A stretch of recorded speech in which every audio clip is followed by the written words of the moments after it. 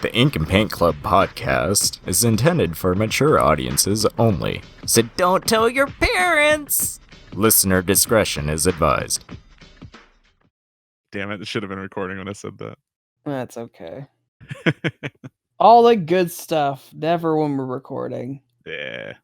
It's when we are truly ourselves.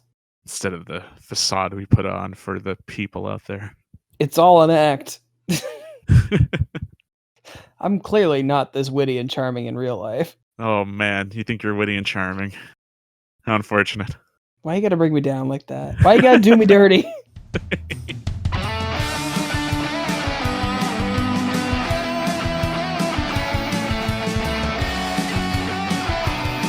You're listening to the Ink and Paint Club podcast, your weekly home for animation reviews and discussions. Welcome to the Ink and Paint Club podcast. This is the final Christmas episode for the 2019 season. And buckle in, boys and girls, because it's a good one. My name is JD. Joining me is Matt. I'm Matt, and I'm here. One of us isn't. He's still in bed.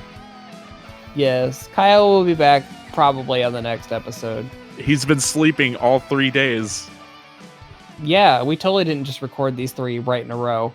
Yeah, definitely not. Damn it, I broke the illusion. Kyle's been asleep for days.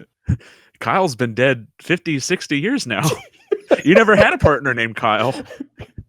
You know what? If someone was to tell me that this entire podcast was just me talking to myself for like the last 5 years, I'd almost partially believe them. You fight you know what? clubbed You're like, yourself. you know what? That tracks. Kyle's your Tyler Durden. Kyle is a bad influence on me, so yeah, maybe. You know, I've never actually seen Fight Club, but I get all the references. Yeah. Anyway, Christmas, holiday season, little dogs who believe they can fly, all that and more. We're talking very about tired. Olive the Other Reindeer. Olive, just the dog in their Parappa sure the is. Rappa style animation. And that's the reason why I love this special. And the Of thing course is, you do.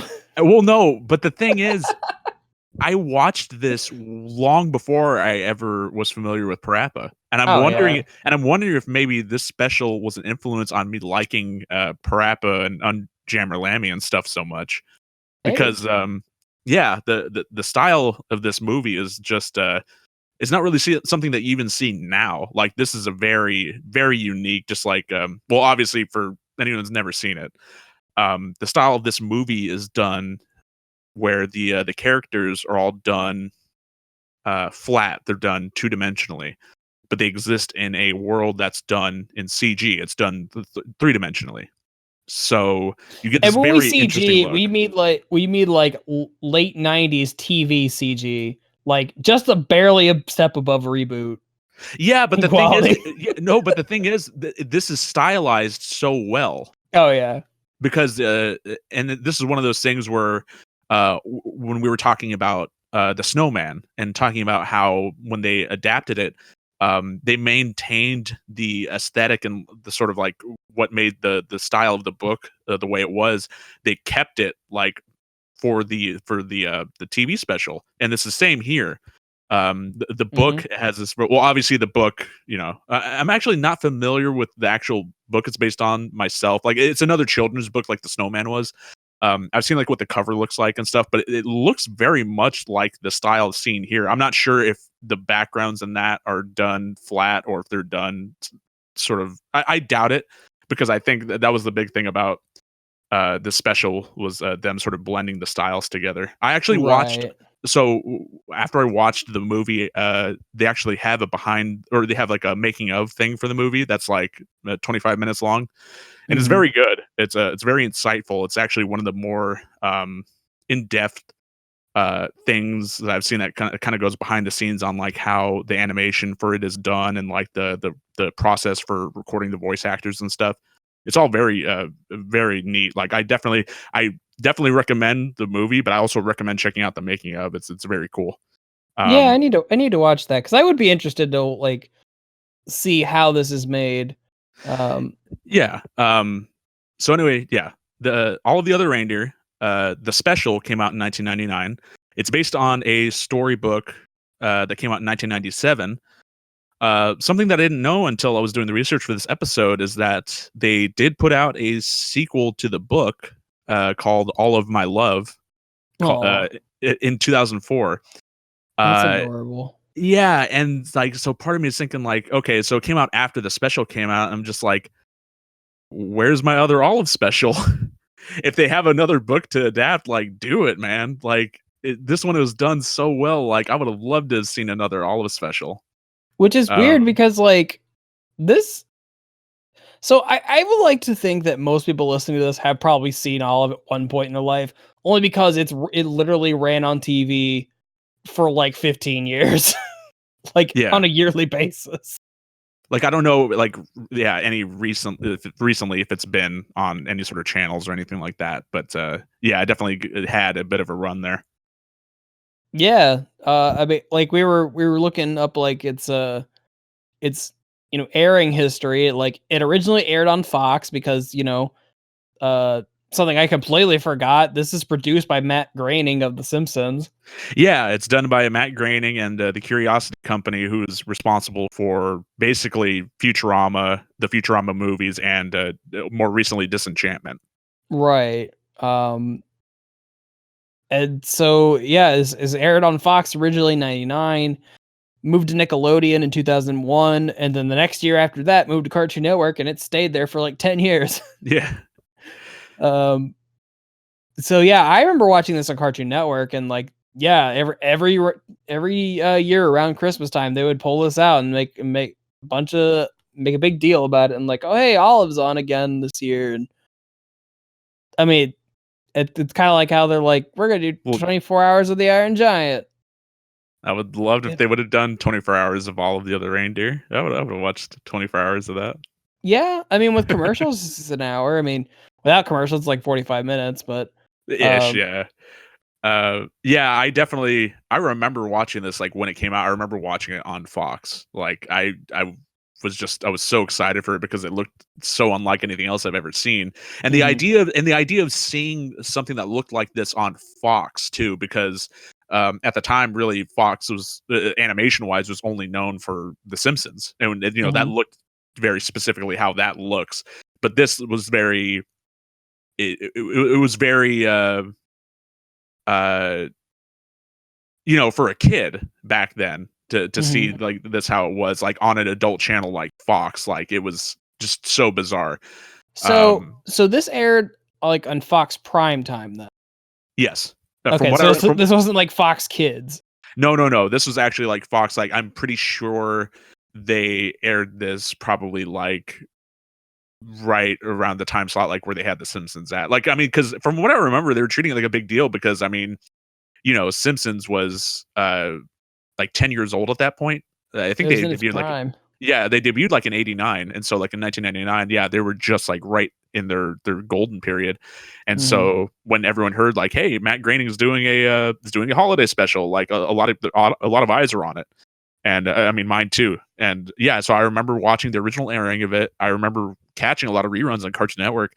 Um, I haven't seen it like in the last number of years. So like rewatching it for the review was the first time I've seen it back since one of the times I must have caught it on TV when they aired it. Mhm. And yeah, it just totally reaffirmed my love for this special. Just like, obviously beyond like the style of it. Just everything else about it too. Like, the plot's like, pretty simple. Like most holiday specials tend to be. The plot's very sort of simple, but I mean, in another sort of instance, like I'm going to compare it to the Snowman again. The plot and that's very simple, but the way that it's achieved is just very well done. Just the whole package, Mhm. because you got that animation style, which is based on the style that they use in the book. The illustrator's name was J. Otto Seibold. And then I Mhm. should mention too that the author of those books was named Vivian Walsh, just so we have a comprehensive credits Right, where yeah. credit is due. Yeah, and yeah, so beyond just the style of it too, um, the voice cast is directed very well. It's a musical, I mean, it's a musical, but there's like 5 songs in the movie, and it's 44 minutes long. So I guess it's enough to consider a musical. I mean, like there's a lot of scenes in the movie that there's actual dialogue and stuff. It's not like one of those musicals where like every single part of it Right. is done musically. It's got music from REM and Big Bad Voodoo Daddy. Yeah. Okay. So this is another thing about not having watched this since I was a kid, but there was so many more elements of it that I was able to appreciate more. I didn't know that Big Bad Voodoo Daddy did like the last song for the movie. And I didn't know that Michael Stipe of REM voiced one of the characters who has a song in the movie. It's not REM proper, but it's Michael Stipe. Yeah, it's kind of honestly rewatching this again, which I have not watched this since probably like the mid 2000s. Yeah. But it's so weird hearing him talk because he just sounds more like an actual person than like the professional voice actors.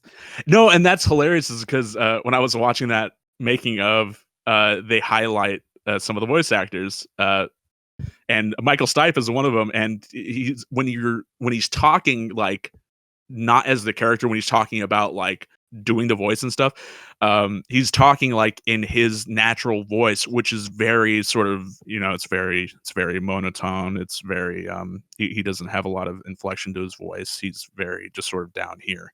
And so it's funny because his character in the movie is not really that much more emotional or like for the dialogue. And the thing is, his character is emotionally charged in some spots, but he was talking about how he had to sort of zhuzh up like his own speaking voice, and like it's hilarious because it's not by that much, and like so that was as much as he could muster, which is kind of funny. Of course, his singing, well, Michael Stipe, his singing is amazing. I'm glad that they got him to do a track in this film, especially because it's definitely one of the songs that I remember having stuck in my head a lot as a kid, like when I used to watch this a lot.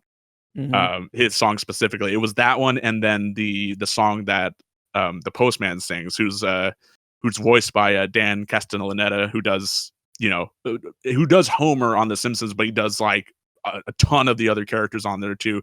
Not to mention him having parts in other he does like Arnold's grandpa, like on Hey Arnold, and he does like tons of other stuff. He took over for Robin Williams when Robin Williams was like, "Screw you, Disney." Oh, as the genie, that's right. I totally forgot about that. And then Robin Williams came back, and then he went on to voice him in Kingdom Hearts. Wait, did Robin Williams come back? Did he? So yeah, Robin Williams was in the original Aladdin. He and Disney had a falling out. So for Return of Jafar, they had Dan come in and voice the genie, but I guess was they it the made ride? up. What? Was it the ride? It was like some Disney like thing at Disneyland that he came back to voice, right? No, well, maybe, I don't know, but there was a third Aladdin sequel, the one with his dad in it, and Robin Williams came back for that, and they made like a really big deal about it. Did they really? Huh. Yeah. Oh yeah. wow. They were like, and featured Robin Williams returning as the genie or something like that. Huh. But then obviously Robin Williams wasn't gonna voice the character in some silly little anime game, even though he fucking loved anime. Yeah. So they got Dan back to voice Genie again, and it just sounds like Homer. Yeah, I mean, he does like a pretty good. From what I remember hearing of him doing Genie, it's okay. I'm sure he's doing the best that he can. But I mean, aside from that, Dan's got a very very unique voice. Like, I mean, he voices all those different characters on The Simpsons and makes them all sound like unique. Like I, off the top of my head, I know he does Krusty, he does Barney. But yeah, even just between those three characters, like they sound very different. But yeah, he does well as the postman. Well, okay, and so that was the thing too, is that listening to it now, obviously this wasn't something I would have picked up on as a kid because I don't even think this episode of Futurama came out yet. But listening to it now that I'm familiar with Futurama as much as I am, listening to Dan sing as the postman in this just reminds me of the Robot Devil in Futurama. Like that, yeah. Like it just, I was listening to him sing. I'm just like, I can't stop thinking of Robot Hell, like from Futurama, which is another great track. It's kind of done like in that same music style too. Yeah. Yeah. But like, there's like actual professional actors in here because you got like Drew Barrymore, who was like pretty much at her peak at this point. Yeah, she Um, actually executive produced this too.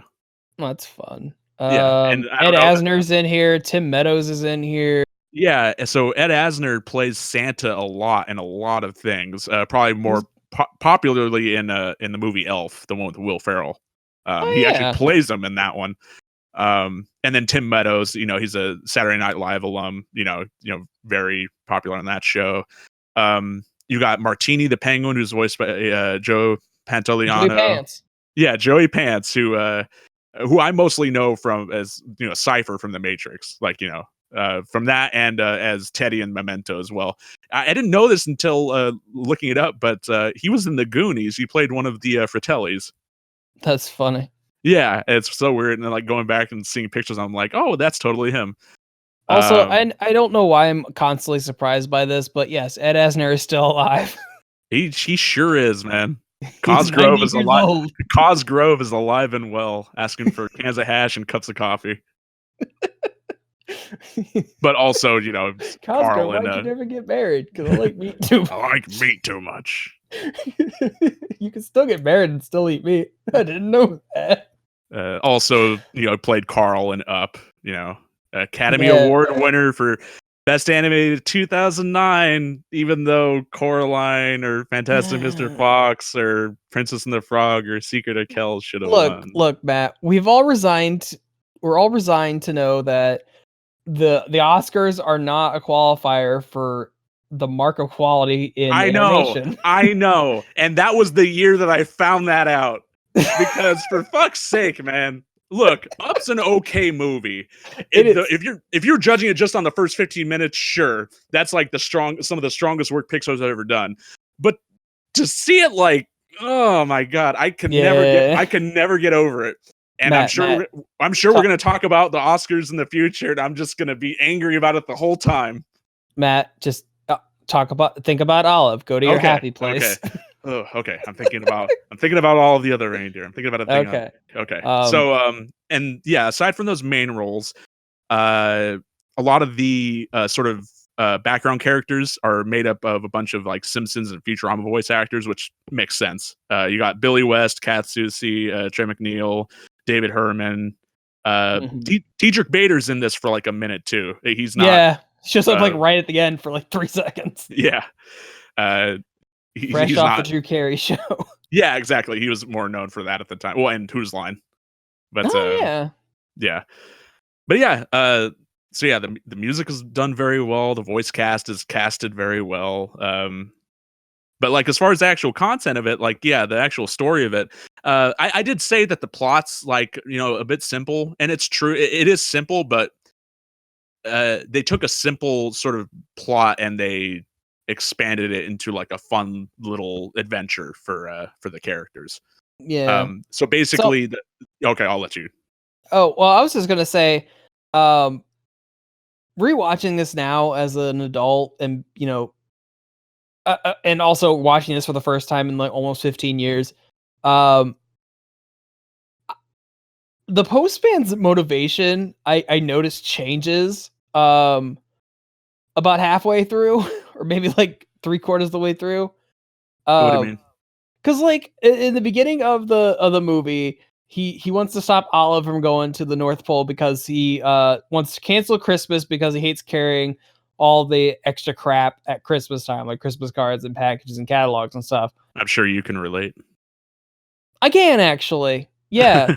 But then he steals Santa's bag of toys and digs out the train that he apparently wanted as a kid. And so apparently his motivation changes that he wants to ruin Christmas to spite Santa. Well, I mean, I always kind of figured that was a lot of his motivation, but of course we didn't know about it until that particular moment because right. why would he mention it to anybody?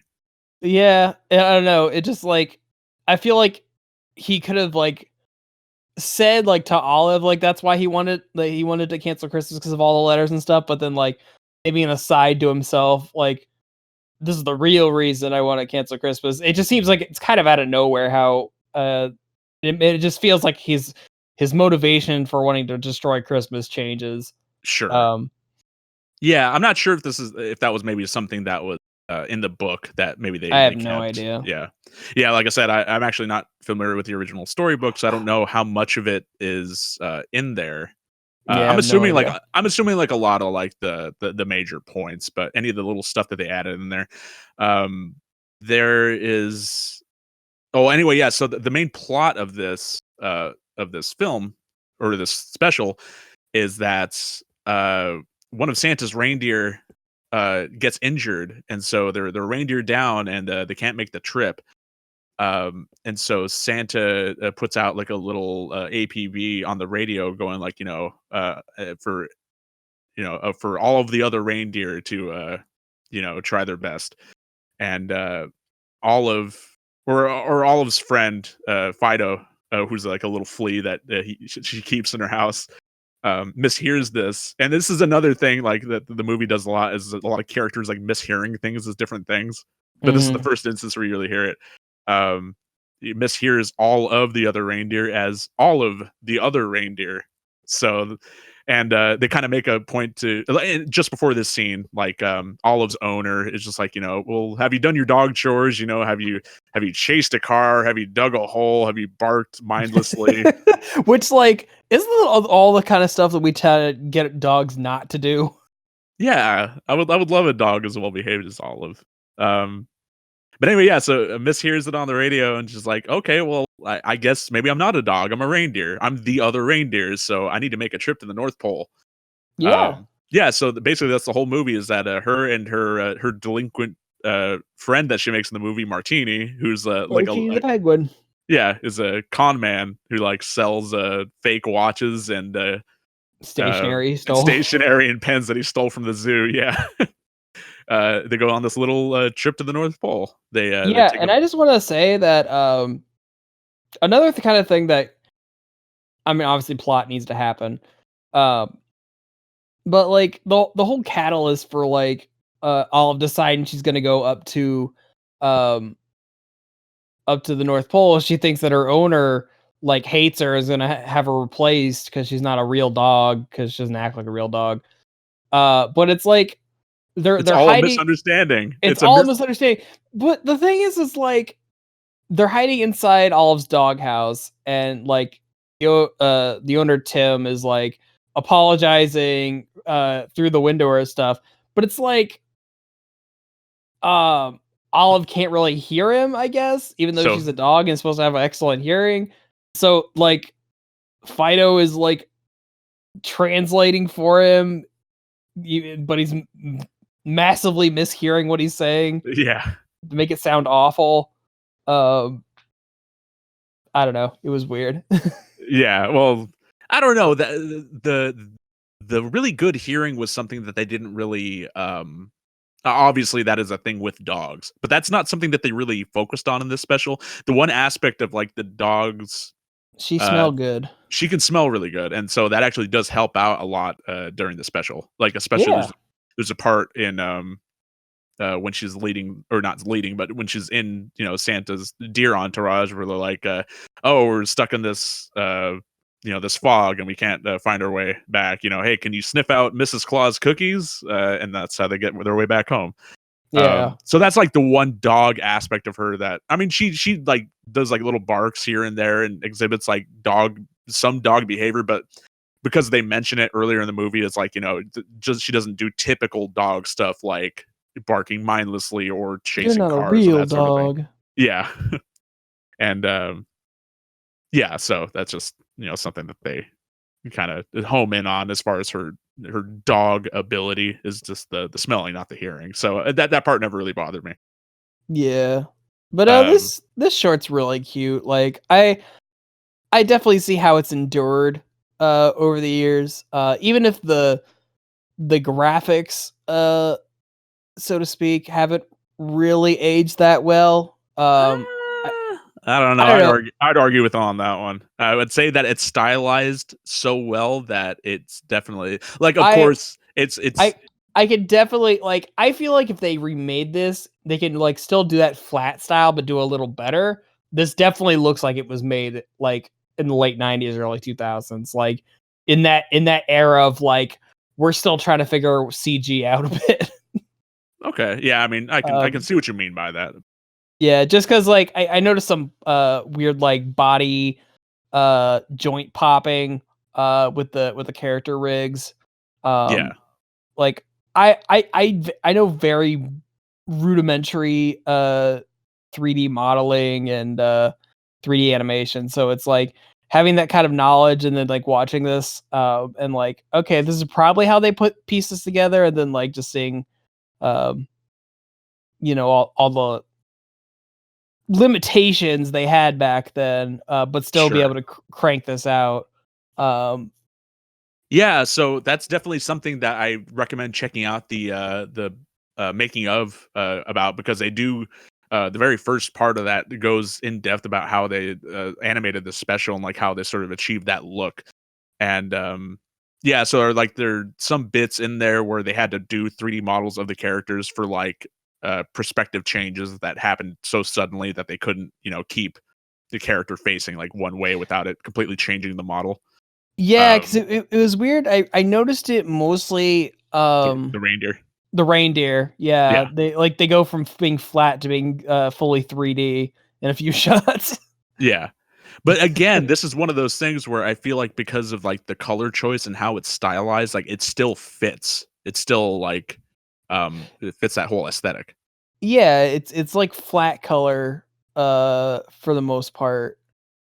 Um, so yeah, it like there's no like real lighting effects in this, so um like you said, it kind of it endures, I guess. I don't know, I lost train of thought of what I was saying here.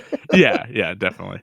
Um there's definitely stuff in here that I didn't pick up on as a kid, and that's mainly because I wouldn't say that it's really necessarily, there's no really adult humor in this, which is I think what a lot of people maybe would have expected, because they saw like that this was a animated thing on Fox, and people associated Fox in the 90s with a very particular style of comedy, like The Simpsons, of course, the way it was, but I mean, like even like the live action stuff. But yeah, there's like a lot of like good gags in here. Like I mentioned before, a lot of people like mishearing things.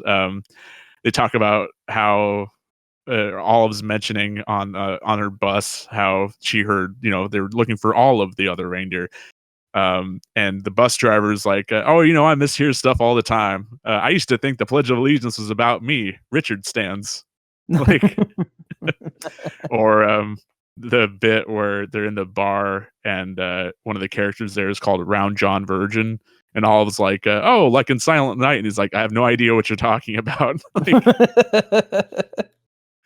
um there's one specific bit in here that gets me, is because of course you wouldn't have picked up on this as a kid. You have no idea what the hell it means when she's in the mail truck, and she finds a package addressed to her, and it's to Olive from Deus Ex Machina. And it's like it's a nail file to like get her out of the mail truck. And I'm just like, oh, that's hilarious. Like, and then what was it? A little later, she's like, "Hey, Martini, do you know what Deus Ex Machina means?" He's like, "I have no idea." I was like, "Yeah, me neither." Like, it's like we're lazily writing her out of this situation, but we're bringing attention to it. yeah, About how we like just go with it. yeah. There's the bit where they're at the subway station where she gets stopped at the door because she's a dog, and they're like, riding or chasing, and she's like, "You're riding," and they like let her through. Like, I did think that was funny. this dog humor. Dog humor.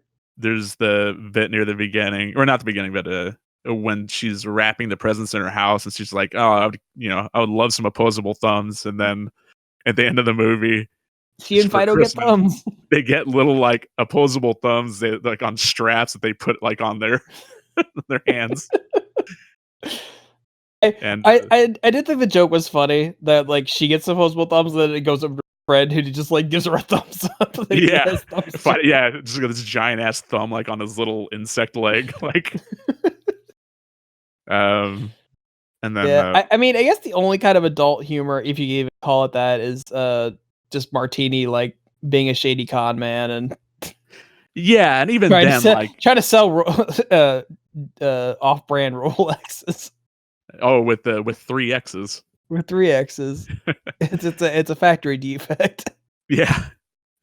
And then what was some other visual gags? Oh, there's the bit near the end where they're actually delivering all the presents, and like they go to different parts of the world, and they go to like deliver to the Pope, and they deliver Give him a to Phillies hat. yeah, they go to they deliver a back scratcher to Quasimodo. They they go to Japan and like a fake Ultraman and Godzilla are there, like fun little visual gags. Yeah, I mean, yeah, this movie's just filled with like tons of fun little jokes and clever writing, and it's definitely a Christmas classic. It's absolutely a Christmas classic and is one of my absolute favorites, and I'm glad we got to talk about it. And I think if you're one of our listeners and you have, even if you're not one of our listeners, fuck it. If you've got small children and they have never seen this, I think this would be something cute to show them. I think little kids would get a kick out of this, especially if they've never seen it before. Olive is just so endearing because she's all cute and determined and shit. She's like, I'm the only one who's trying to save Christmas, and everyone's doubting me and whatnot.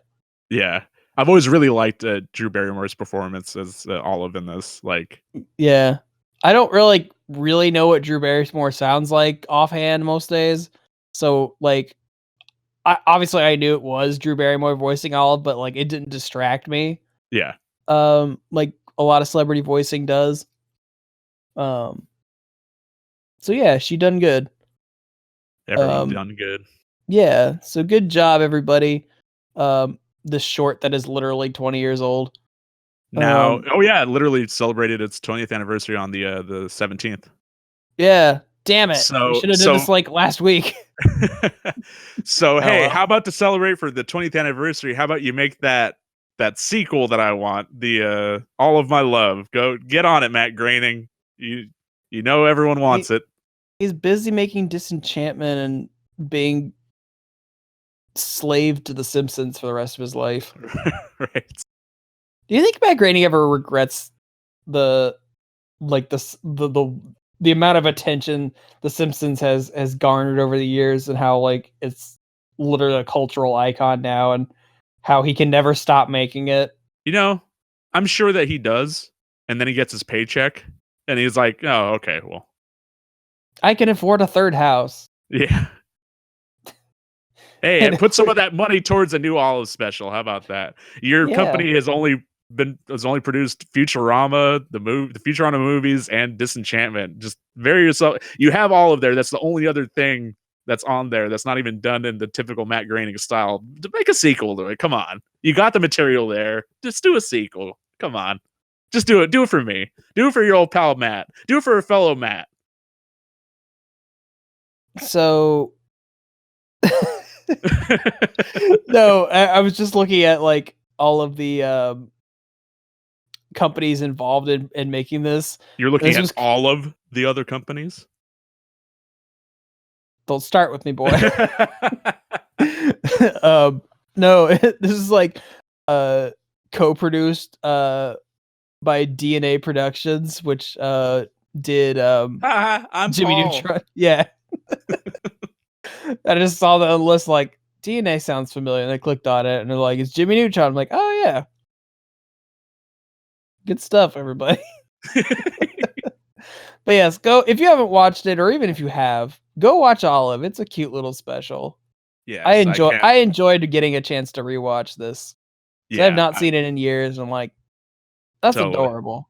I cannot recommend it enough. Go watch it right now. I want to pet the pupper. Yeah. Yeah. All right, guys. Well, that does it for our Christmas marathon here. It is. We're tired now. and if the release schedule stays true, then it's Christmas now. So yeah, Merry Christmas, everybody. Merry Christmas, Happy Kwanzaa, Happy Hanukkah. holidays. Yes, all of the winter holidays. I hope you spend it with family and or friends.